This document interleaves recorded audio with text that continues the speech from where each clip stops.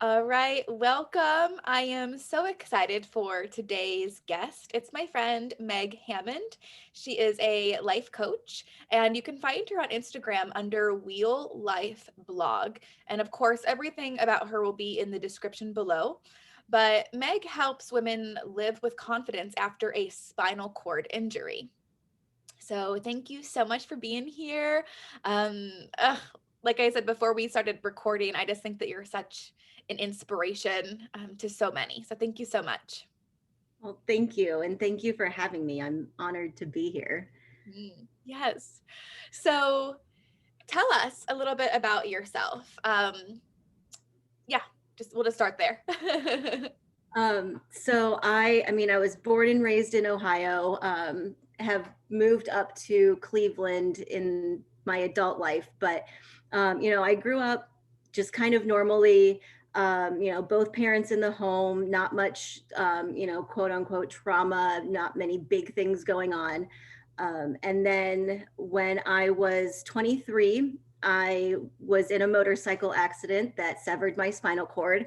I was engaged at the time, and at my then fiance's parents' house, he had this old motorcycle that he hadn't ridden in a while, but I wanted to learn how to ride it. I wanted to be that badass woman on a bike, that drove herself. And we just picked a day in July after one of my master's courses ended. And the motorcycle took me for a ride. I popped the clutch, kept gassing, and ended up down a ravine that was in his parents' backyard. I was about 10 feet away or so from a cement pad that was down there. Because we thought I would just be riding around in the grass for a while he changed the oil in his truck. I did not have a helmet on. I did not have any protective gear on. Something that I always required as a passenger. So I don't know why that didn't happen that day, but luckily someone was looking out for me, and I did not sustain any head injuries, but I did sever my spinal cord, broke some ribs, my shoulder in two places, along with some internal damage going on. I don't think doctors thought that I would make it through the night, but I did. Surgery happened. I have a ton of cool hardware in my body now. But a long road after that injury. I was in the ICU for 32 days. I ended up having to be trached, have a tracheotomy to help me breathe. I could not breathe on my own for a while. Um, and then a 6-week stay in inpatient rehab, teaching me how to live again. I had to relearn everything: how to sit up, how to roll over, um, how to get dressed, all of those daily living skills, um, how to cook, how to push myself around in a wheelchair. Because of the spinal cord injury, I am a complete paraplegic, is the medical diagnosis. I have no function, no feeling from the upper waist down. My injury level is classified as a T4, so I'm in the thoracic region of the spine.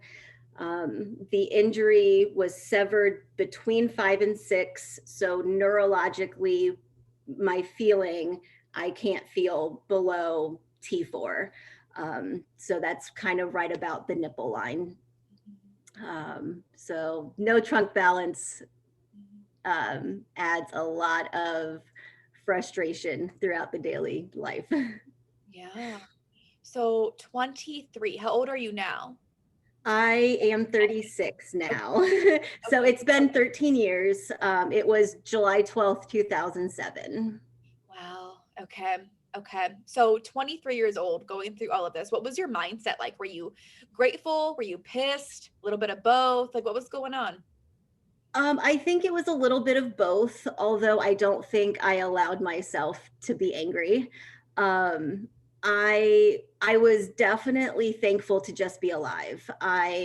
Um, obviously knew how severe all of my injuries were, so just to be here was a blessing in itself.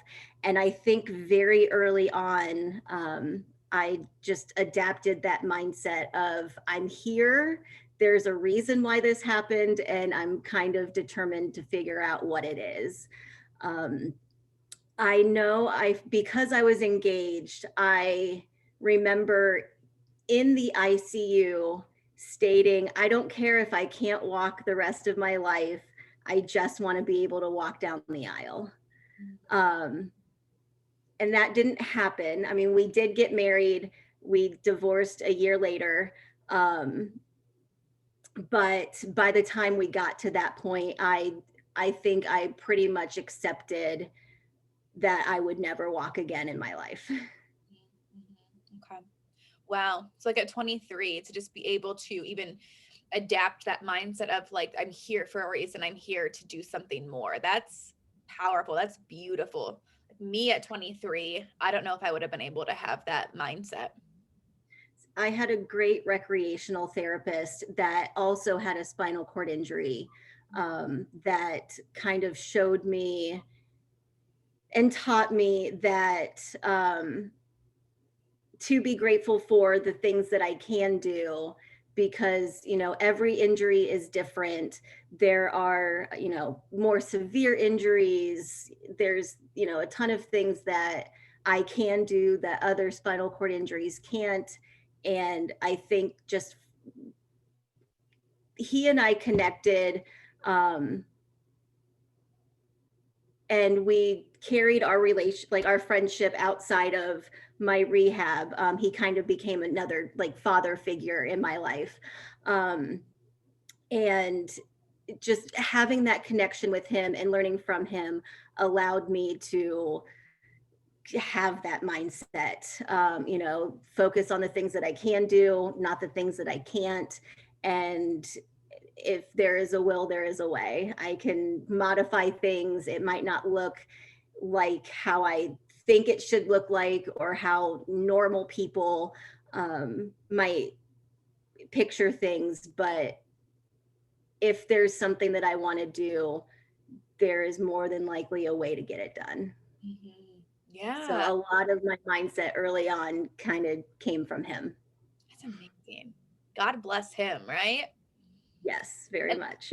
such a great mindset to still carry with you to present day, and for everybody, right? Like if you want to do something, there is a way to do it. There's always a way.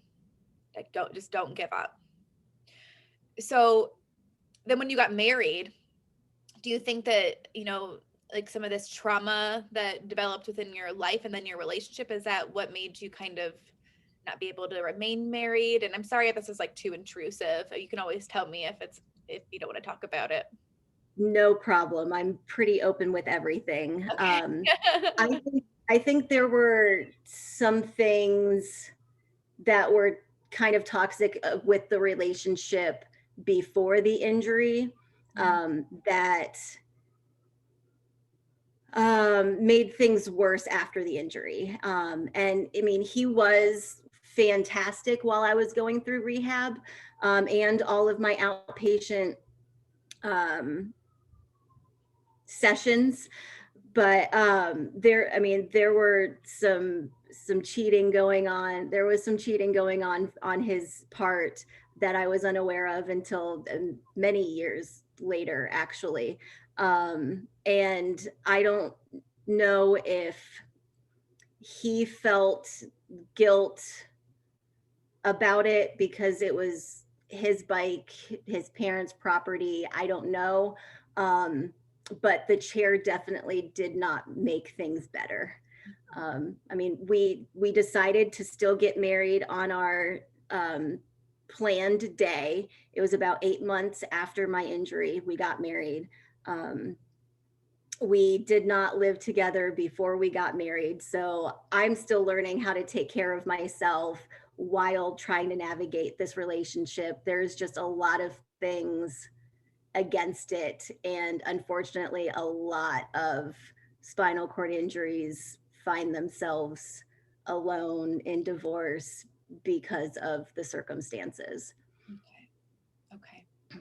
So then you do have a boyfriend now, so it was just kind of like this journey of learning how to navigate this new way of living and loving yourself, which then entered him or maybe somebody else in the, in between, but It was pretty lonesome for about 10 years. Um, I for the first few years, I did not try to date. It just was not on my radar. I don't think I would have dismissed something if something like came about, but I didn't even think about it. And then maybe 5 or 6 years um, into my injury, living with my paralysis. Um, I think that's when I started thinking, okay, I think I'm ready to start to put myself out there. I think, on every single dating app there was that was free. I refused to pay for any because it wasn't that important in my life at the moment. But I think I've tried them all. I think I've heard every single response that is out there. There are some very forward men out there. yes. And a lot of men wanting more of a casual relationship, and that's just not what I was looking for. So yes, I do have a boyfriend now. He and I met about a year and a half ago, and it's been an amazing year and a half. The wait was definitely worth it. So I know that all of my healing work, all of my personal development work has led me to him, um, and in the right time. And we did not meet online. We met, the old fashioned way, in person. He was my adaptive kayaking instructor at an adaptive paddling workshop that I've done 7, 8, 9 times before this one. Awesome. That's so Yeah. cool. That's so cool. I was actually going to share that I met my husband online, but then it was cliffhanger. You didn't meet him online. But yeah, there's a lot of very forward men out there. Yes. It can be intense. Yeah, so what is, and I see you like, so you do kayak and you have a bike, you love being outside. And you share all these things on your Instagram, to go with your blog and to just inspire others. So what brought you to being this life coach, and just having that inspiration to step into that? Yeah. So when I had my injury, I was working on my master's degree in education. It was an intervention specialist, special education, the mild, moderate K-12 licensure area. I had already had a bachelor's in middle grades education, and um, I've always wanted to be a teacher. Second grade paperwork, when, teachers ask what you want to be when you grow up, I put a teacher. And I mean, throughout my school, it was always, this is what I'm going to do. And after my injury, I was a teacher for 10 years. I loved it. I enjoyed it. I worked with a very challenging population that kept me on my toes. And it was, all after my injury that this happened. Um, and it was great, but I was also getting involved in my United Spinal Association's chapter in Northeast Ohio, that's located in Cleveland. Um, and the more I got involved in that group, the more I kind of became a leader in that group. And then I eventually became a chapter leader and am now the president of the chapter. as well as a regional chapter coordinator with United Spinal Association nationally. So the more that I got involved in helping others and serving others with spinal cord injuries, the more I shifted my passion from teaching to serving spinal cord injuries. And that led me to start to pursue another master's degree in counseling. So, I did finish up my educational master's degree after my injury, taught for 10 years. And then in the last 2 or 3 years of teaching, I was also going to school for this degree in counseling. My end goal was career counseling because at that point, I thought, helping those with disabilities get back into the workplace was that passion of mine, showing them that a fulfilling life is very, very capable of happening after a spinal cord injury. So I started that degree, did all of the courses for that degree, and was trying to apply for my internship. And the university told me that I couldn't do my internship in a vocational rehab counseling setting, which was my ultimate goal. Like at that point, that was my dream job. Because it wasn't clinical enough to fit the requirements of the program. I tried to work with them, and I was specializing in career counseling with the program, but they just kind of wouldn't budge. So I ended up not finishing that degree. And around that same time, maybe about 6 months later, a job opportunity opened up at Metro Health Medical Center, where I am now, as a research coordinator under the Spinal Cord Injury Model Systems grant. So I would be interviewing and doing research with spinal cord injuries. And it was that time in my life that I did start my blog, because I knew I wanted to do something, but I wasn't exactly sure what. And then this job opportunity kind of fell into my lap. And I knew my supervisor. She knew me well from working with the chapter throughout the years. And I did a career change and started working in research about 3.5 years ago. And it was during that time that, because I didn't finish my degree in counseling, I found something called life coaching, and I had never heard of it before. So I started researching it. And the more I learned about it, the more I'm like, yes, this is what I wanted to do. So I sought out a certification. I completed all of that. Throughout the years, I've become a certified peer mentor, which I still continue to do today. So it just kind of all started aligning with what my passion had grown into. Doesn't it always, right? You just keep trusting.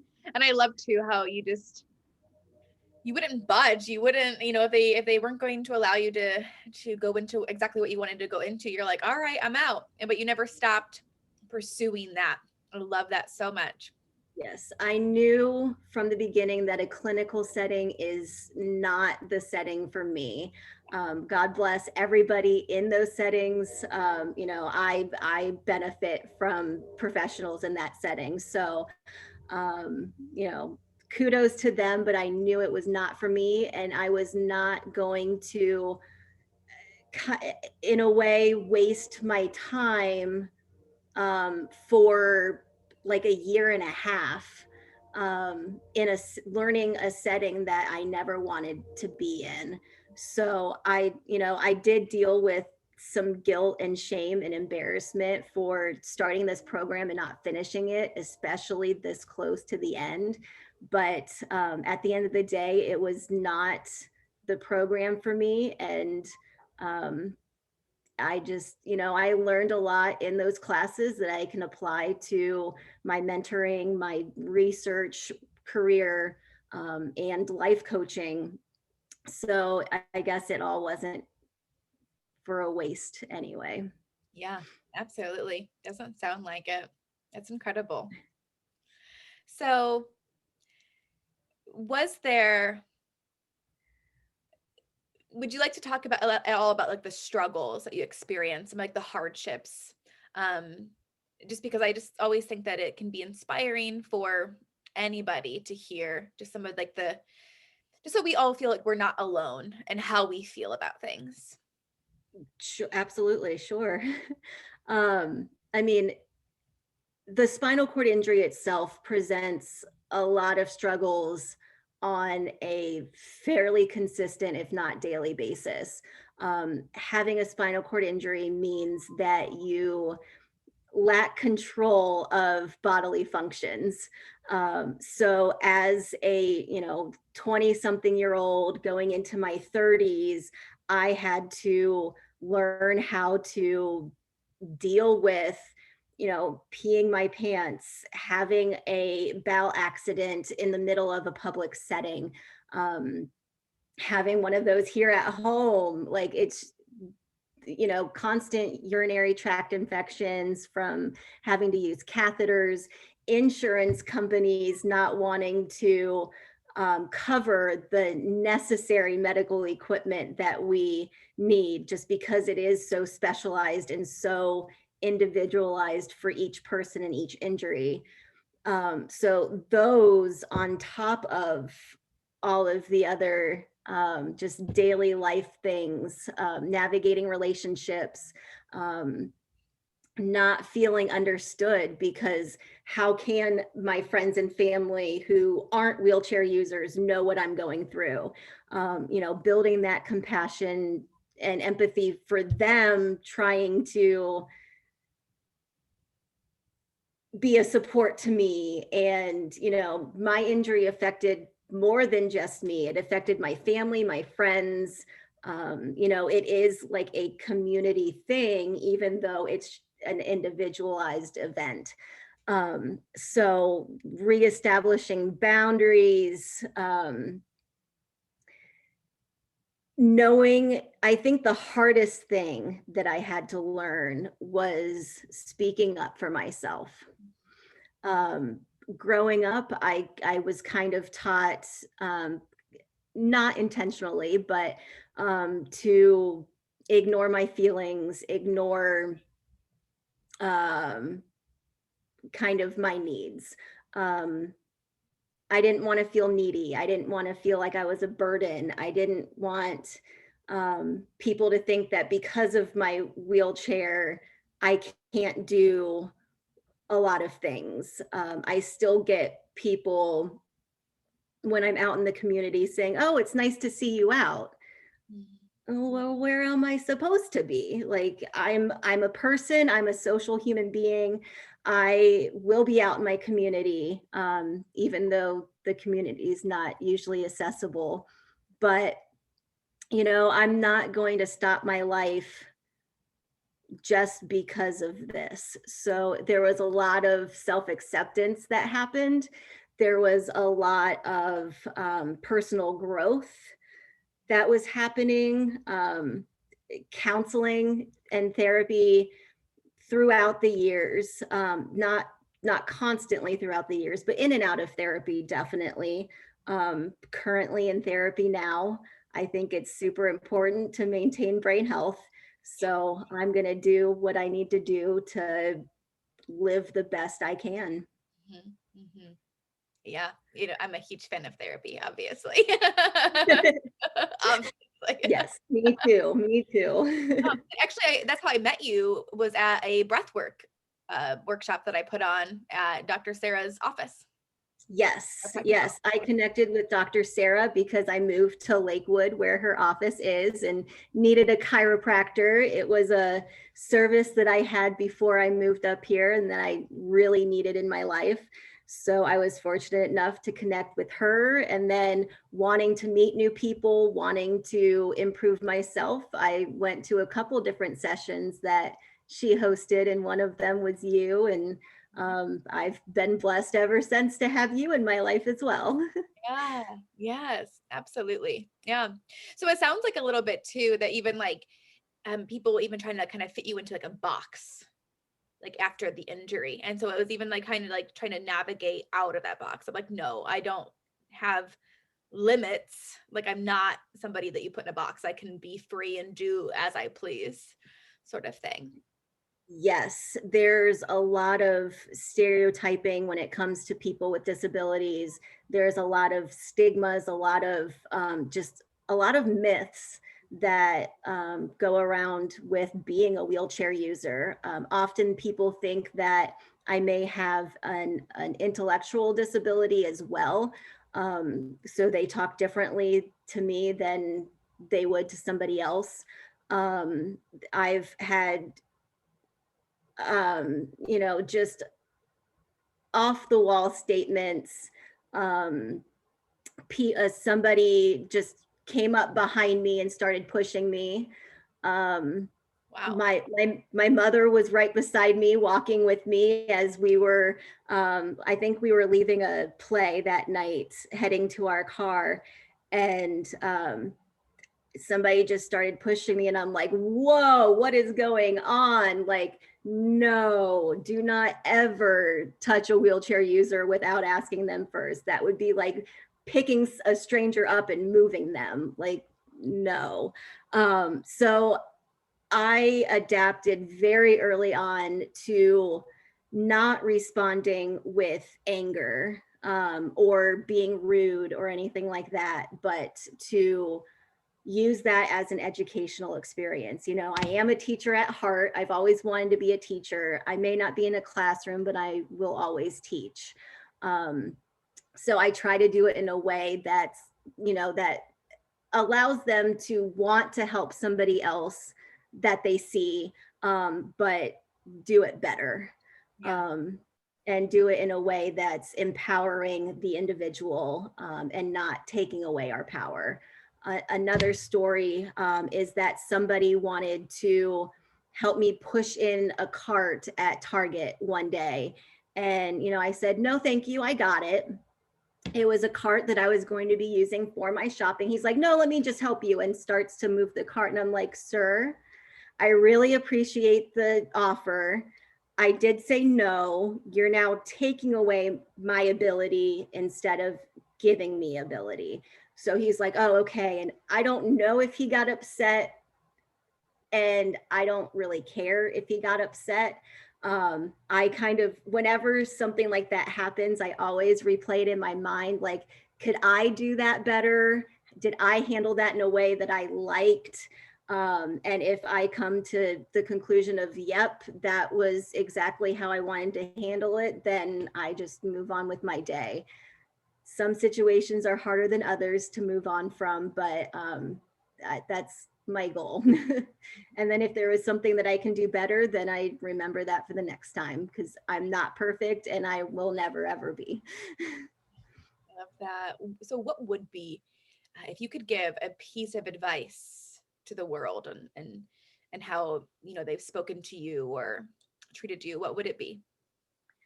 Oh, my advice, always ask if they needed help. Like, if you want to offer help, definitely always ask. But if the person says no, then respect that person. If they do say yes, then ask how you can. Okay, so what would be the best way for me to help? Often when I'm getting in and out of my car, I have to put together and take apart my wheelchair, because I drive a car, not a van. I don't have a ramp to get in and out of my car with. And I choose that. That's what I want.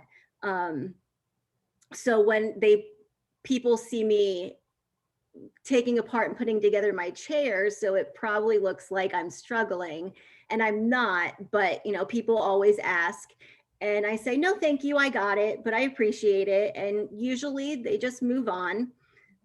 If they don't, then I just I usually say that, I have a process, and when that's disrupted, it makes more work. So I really appreciate it, but I'm good.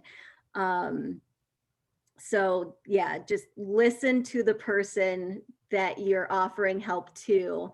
And if they say no, then please respect that. Mhm. Yeah. Did it like surprise you at all on how many people are willing to help? I just feel like so often we're kind of focused on a lot of the harshness of the world. Um, yes. I think it did kind of shock me at first. Um, and I always make it a point to tell them that I appreciate them asking, because I agree with you that we do, like, people don't hold doors open and they don't offer help, and chivalry is dead and all of that stuff. And I don't believe that. I've seen it too many times personally to believe that. So there are a lot of good people out there. We just have to look for it and be willing to see it. Yeah. Yeah. Absolutely. So good. Yeah. So, what are some ways that you currently how you work with people? So you have your blog, and then you have a coaching program, or just like simply one-on-one. Like, what does that look like? So right now, I'm currently building the one-on-one coaching program. It's a new thing, um, that I'm hoping, um, I'm planning on, opening up my calendar for clients one-on-one. Sometime in the future, I would love either like a membership site like Breathe and Receive that you have, or something along those lines of a membership site or a course or something like that to help more people, than just what I can physically doing one-on-one things. But right now, I have a blog. Um, the website is the Wheel Life blog. I do have a YouTube channel that I upload to, um, and a lot of Instagram. Mm-hmm. What is like the biggest imprint that you can make on somebody's life? What is it? I think it boils down to self-acceptance and getting out of the comfort zone. Just showing people that they can live this awesome, fulfilled, meaningful life, even as a wheelchair user. Just because this trauma happens doesn't mean you have to live in pain, live in a victim mindset, and do everything that people say. Um, the amount of times that I have been told in the past 13 years that I can't do something because of being a wheelchair user is just astonishing. At one point, a very close friend of mine, who is no longer a friend of mine, told me that I just need to settle with someone because the man of my dreams isn't a reality. And, basically, without saying these words, but basically telling me that nobody will love me the same as normal people or able-bodied people, um, the same way, because I'm a wheelchair user. And it was shocking to hear. Um, and I refused to accept it. So, just refusing to hear no, refusing that something isn't possible because you're a wheelchair user. I think that's my ultimate goal, is to show people that we can. Mm-hmm. Good for you. Angels are just dancing around you because I mean, yeah, those words could have easily just taken you down that spiral, and you could have easily just been like, you're right. You're right. My life has changed in a blink of an eye. It is different. It is difficult. Things may be a little bit harder, but you didn't. You use those words to continue to help you to rise and help others to rise now as well. So thank you so much for just being who you are. I think it's beautiful. Thank you.